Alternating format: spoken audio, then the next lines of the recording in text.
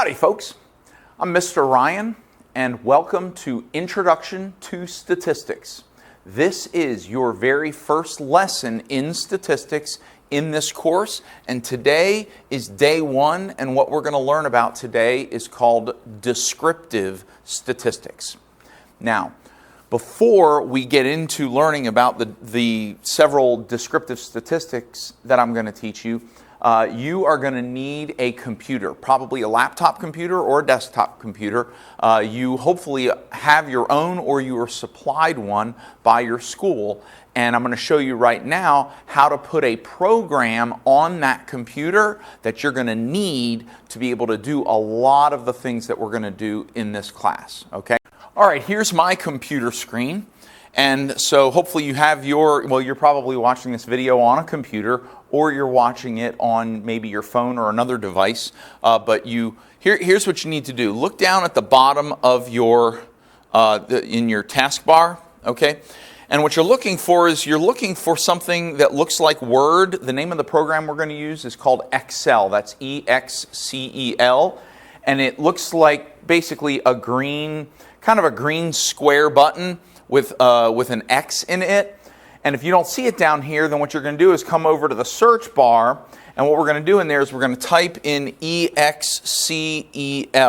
And so I'm going to do that right now. I'm going to move this down here, and I'm going to click right in there. And this is actually what it looks like with it's a little green square with an X, but I'm going to show you how you can find it. You type in E-X-C-E-L, and this is what you should see right here. You should see it says Excel app. You need this, but you need it pinned down here. And one great way to do that, do not select Excel Mobile. Do not. It's got to be the full app, Excel.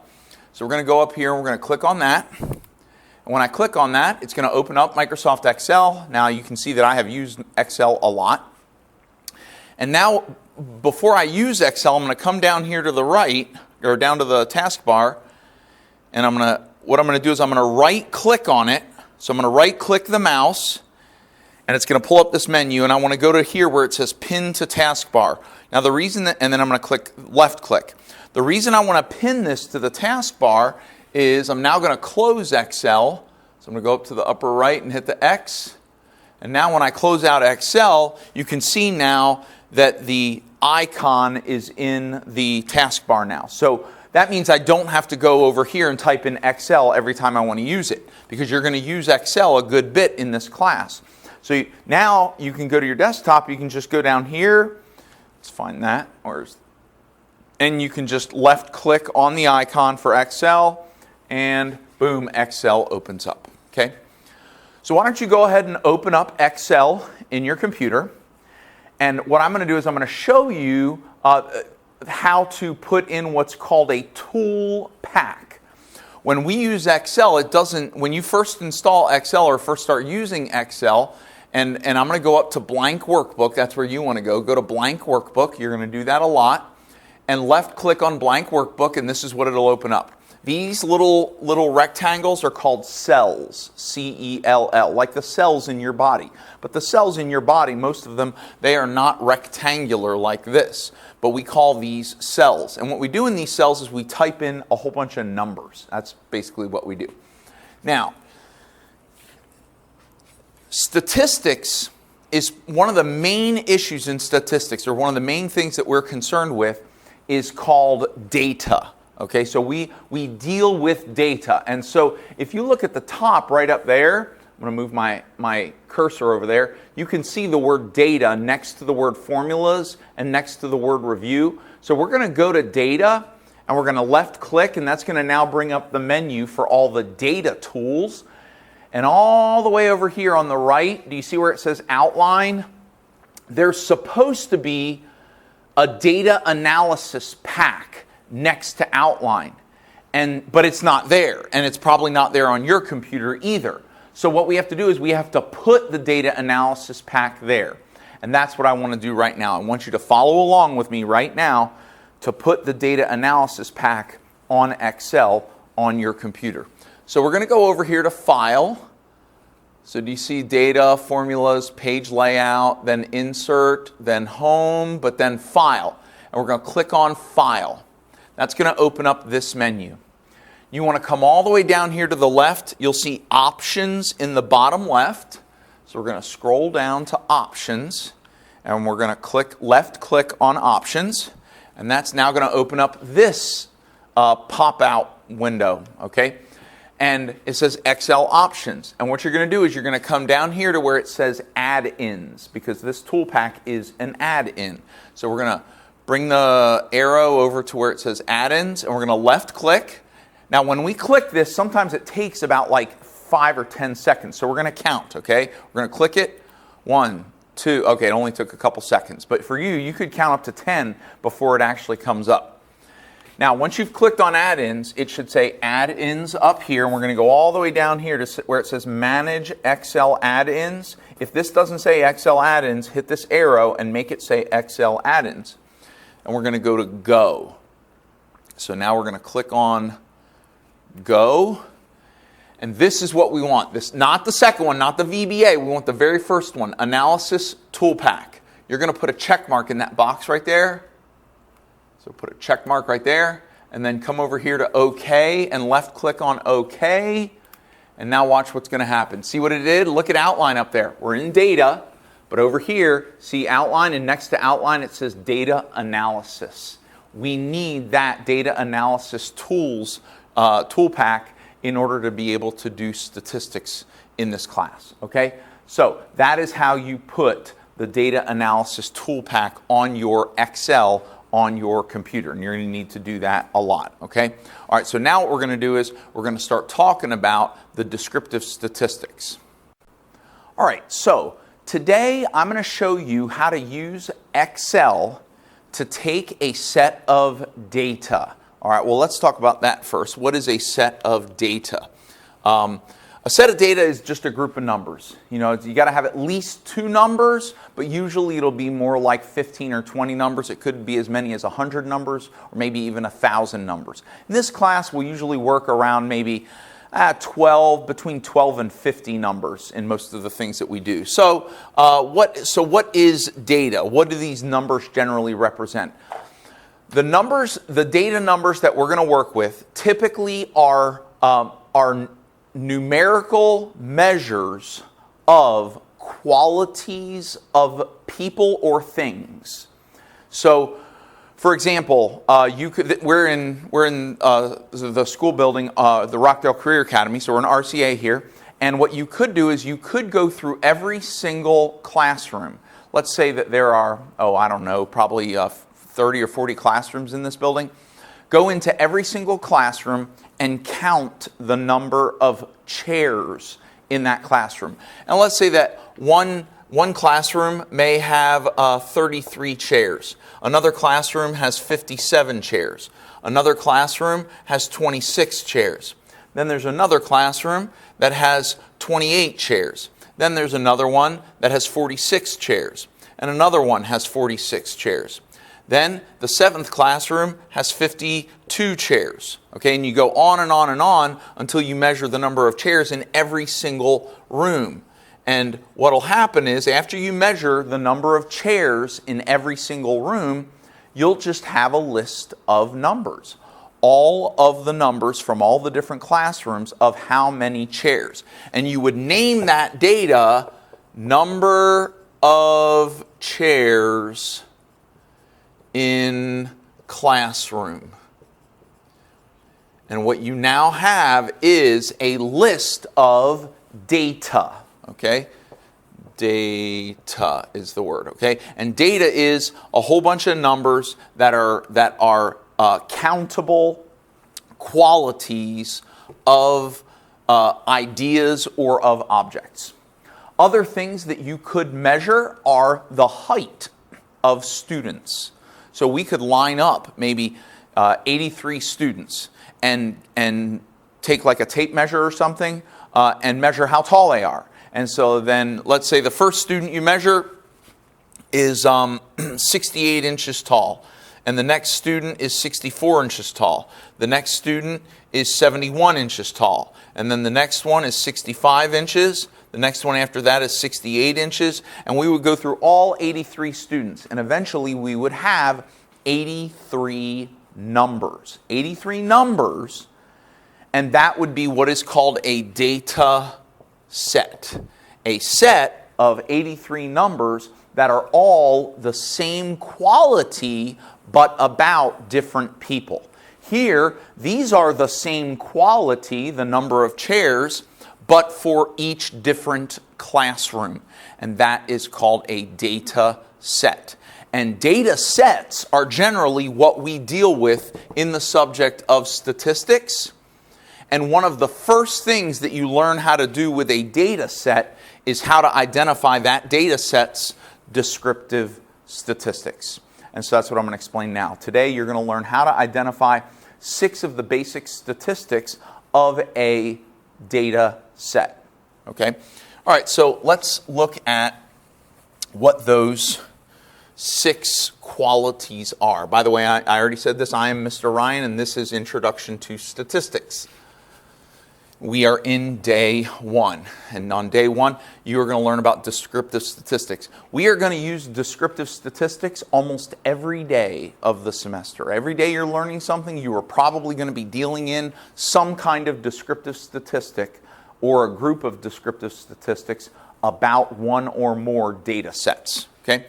All right, so the 6 descriptive statistics that you're going to learn about today are called, the first one is called the number of observations. And number of observations, we use a specific letter to represent number of observations. We use the letter N. So when we say N equals, what we mean is, well, how many observations did you have? Well, an observation is one count. Every one number is an observation. So if we measure the heights of 83 different students in the school, then we would say that N equals 83 because we selected 83 students and we measured their height.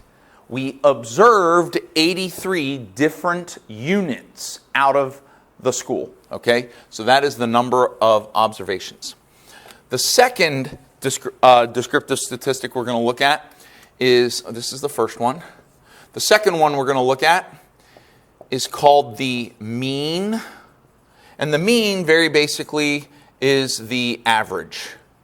And so you know how to find an average. You just add up a whole bunch of numbers and then divide by how many numbers you had.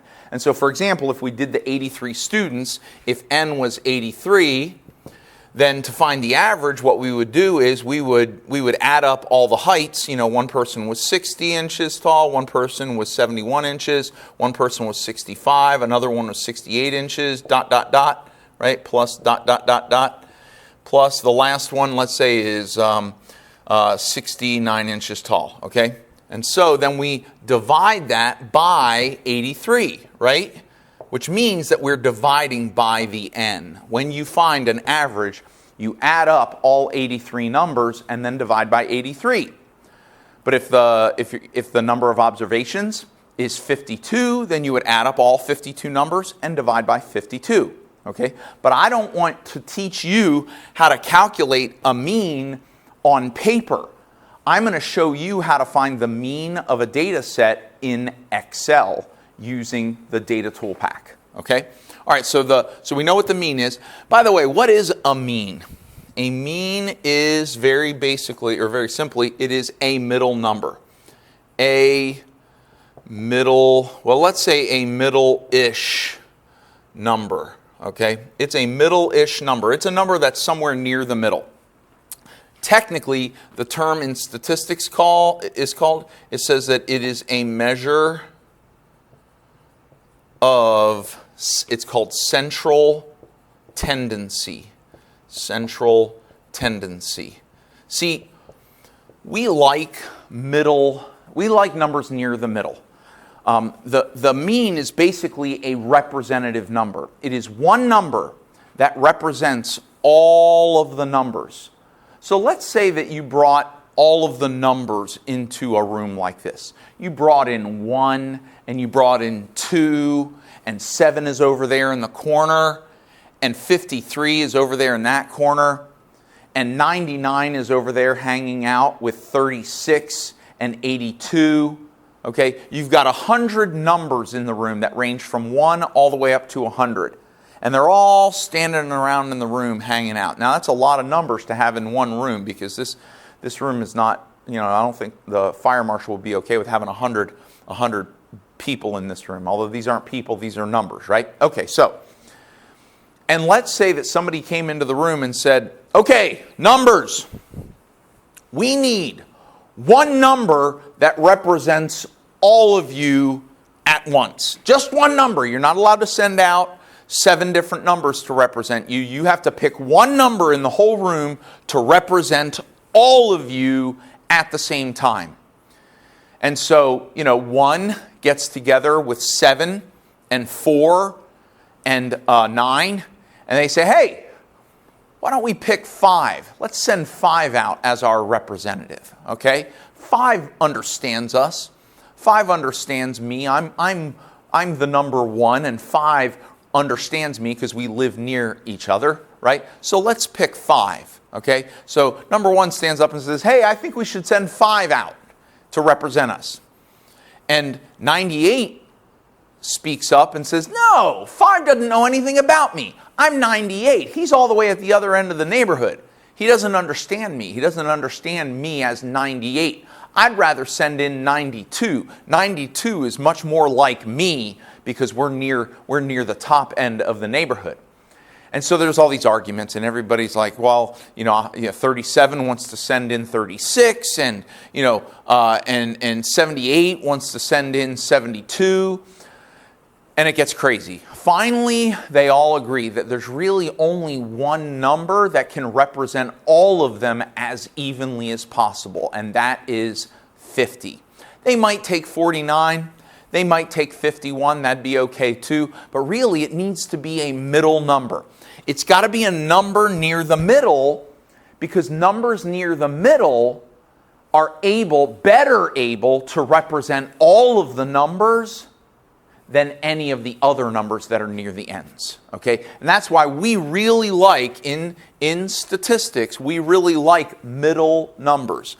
But we don't call them middle numbers because that's a little too basic, okay? It's more complicated than just middle number. What we do is we call them measures of central tendency. And the word center, right? Doesn't the word center basically mean middle? Okay, so we're looking for a number that's near the center, and that number near the center is one number that is representing all of the other numbers. So if we have 83 different numbers, the heights of 83 different students, we want a central number.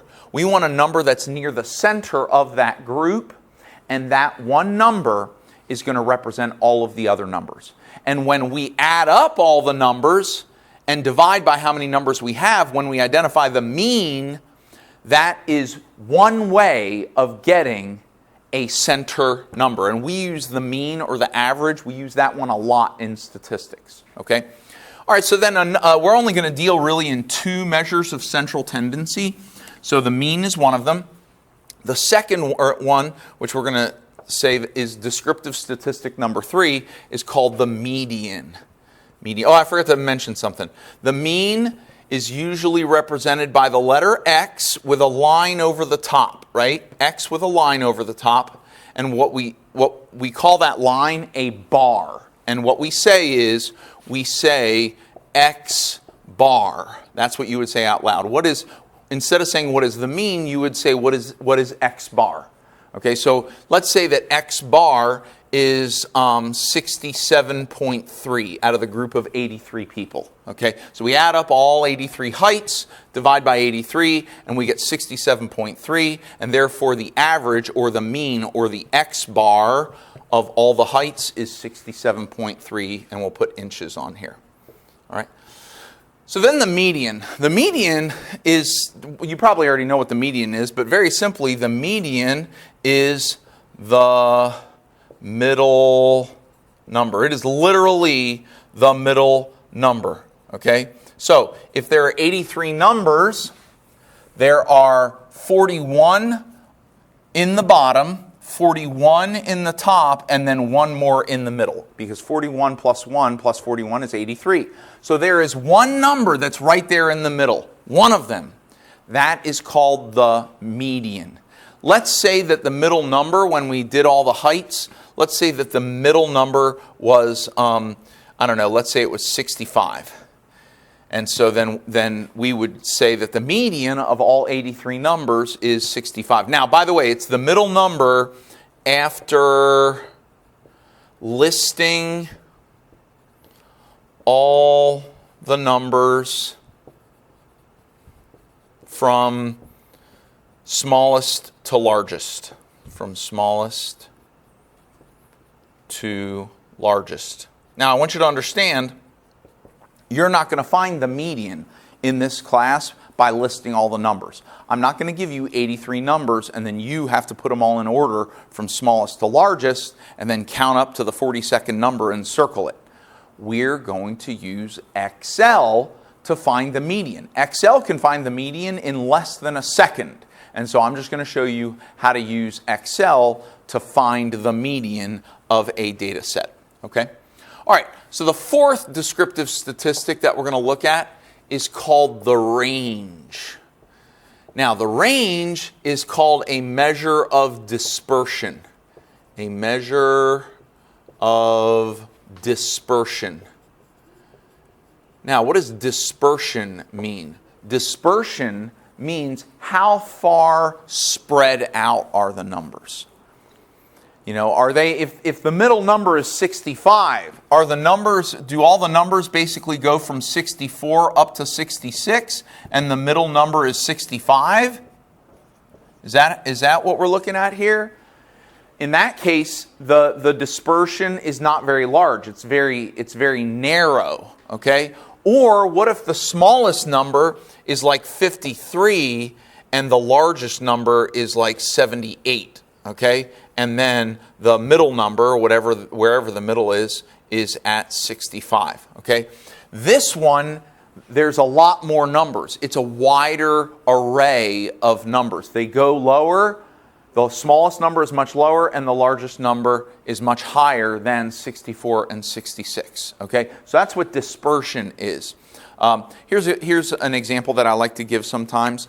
Let's say that you want to have a career. You're trying to decide what you want to do for a job. And let's say your choices are, you either want to be an accountant. Let's see, I want to be an accountant. Or I want to be, I don't know, let's say, I'm trying to think of something to compare with an accountant. I want to be an accountant or I want to be a lawyer. Okay, so I'm just making stuff up here.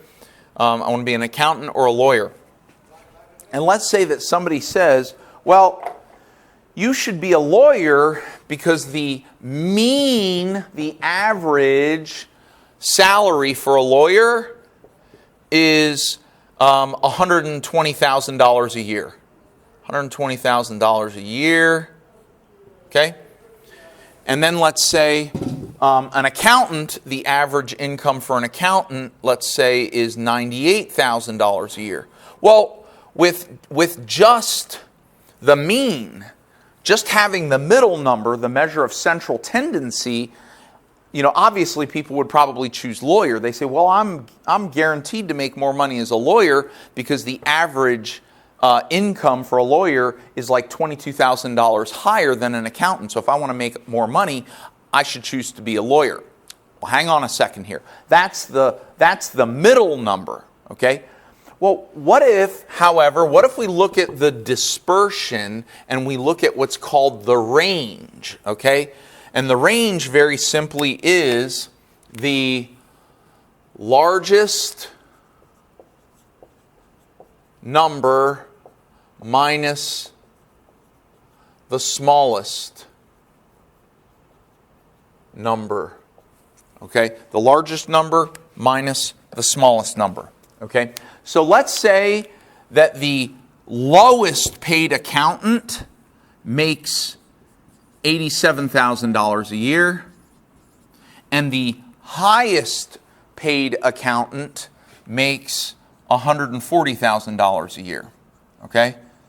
So that means that the range is about 53,000. So this has a range, because I just do 140,000 minus 87,000, right? So that has a range of $57,000. All right, and that means that the lowest that they'll get paid is 87,000. The highest they'll get paid is 140,000, and this 98,000 is somewhere in the middle. Okay, that's the middle number, or it is a middle number, 98,000.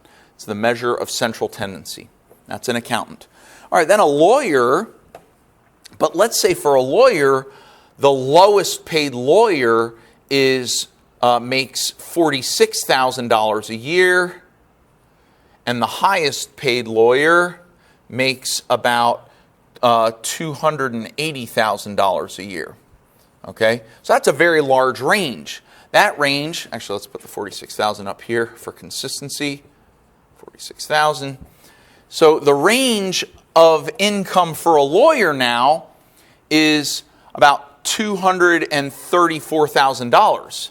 So range of $234,000. Okay, and so the mean is, you know, somewhere, let's see, 120, 160. Okay, so maybe over here. So here's the mean at 120,000. And now here's what I'm telling you is that sure, the average for a lawyer is 120,000, but there's a very good chance that if you become a lawyer that you may only make $46,000 or $50,000 a year. So even though the mean is larger, the range is larger too. So you now run the risk of making less money by becoming a lawyer, where the smallest amount of money for an accountant is $87,000. So this right here, an accountant, even though it has a smaller middle number, its range is also smaller, and therefore you're practically guaranteed to make at least $87,000, and you could make up to $140,000. Okay? And so that's why when we look at data, we don't only want to look at the middle number, we also want to look at the dispersion. We want to know whether the numbers are spread out a lot or are they not spread out very far at all. And you can have two groups of numbers that have the same middle number, but one set of data is spread out a lot and the other data set is not very spread out at all. And that's why we want to take at least two descriptive statistics. We need at least one measure of central tendency and at least one measure of dispersion, and that gives us a better picture of what the data is like. Okay? And so the range very simply is take the largest number and subtract the smallest number, and whatever your subtraction answer is, that is the range of the data. Okay? All right, so let's say for the sake of argument that the tallest person in this data set, what if the tallest person was 77 inches and the shortest person was 58 inches, and 77 minus 58 is 19. And so the range in this case would be 19. Okay? And so that is our fourth descriptive statistic. Now, the range is not a very detailed measure of dispersion. It is a very basic measure of dispersion. We want something a little more detailed, a better measure of dispersion than the range. Then what we're looking for is called the variance. And the variance, for lack of a better term, is a measure of dispersion.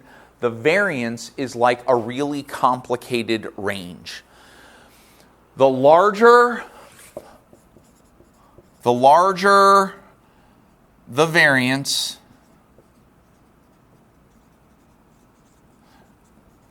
the greater the dispersion, or the wider. Let's say greater / wider the dispersion. Now, calculating the variance is extremely complicated. Didn't I just say that it's like a complicated version of range? Okay. So typically you use a computer to calculate the variance for you. And I'm going to show you how to use Excel to identify the variance. Okay. All right. And we represent variance with a couple letters. Typically we use the letter S, and we put a square on it, S squared. Now there's a really good reason that we call it S squared. We also represent it by the Greek letter. Sometimes we represent it by the Greek letter sigma, and then we square it. Okay? So S squared is the symbol we use to represent the variance of a set of data. Okay? All right. And our last one we're going to look at today is called the standard deviation. Standard deviation. Now, the standard deviation is another complicated version of range. But the standard deviation has a very specific job. It has a very specific job that you will learn probably maybe next week or the week after. Okay? And so I'm not really going to talk much about what the standard deviation is. It's kind of difficult to define, but the word deviation basically means moving away from the mean. The standard deviation is friends with the mean. When you have the mean and the standard deviation, you can learn a lot of very interesting stuff about a set of data. And so there are going to be a lot of times in this class where I say, well, the mean of the data is this number and the standard deviation is this number. And once you know those two pieces of information, you can answer a whole bunch of great questions. And so the standard deviation is a very important number. Now here's the interesting thing about the standard deviation. It is related to the variance. These two numbers are well, I don't say directly, but they are related to each other. In a way, they're basically the same number. And here's why. The standard deviation is generally given by the letter S. And do you see how S is here and S squared is up here? That's because the variance, if S is the standard deviation, the variance is S squared, the standard deviation squared. And when I say squared, I mean literally you're taking the standard deviation, it's a number, and multiplying it by itself. Okay, so we can say that the variance is the standard deviation squared. Oops. The standard deviation squared. Okay, so here's what I mean. If the standard deviation S is 7, then the variance is 49. Because the variance is the standard deviation squared. 7 squared is 49. Similarly, if the variance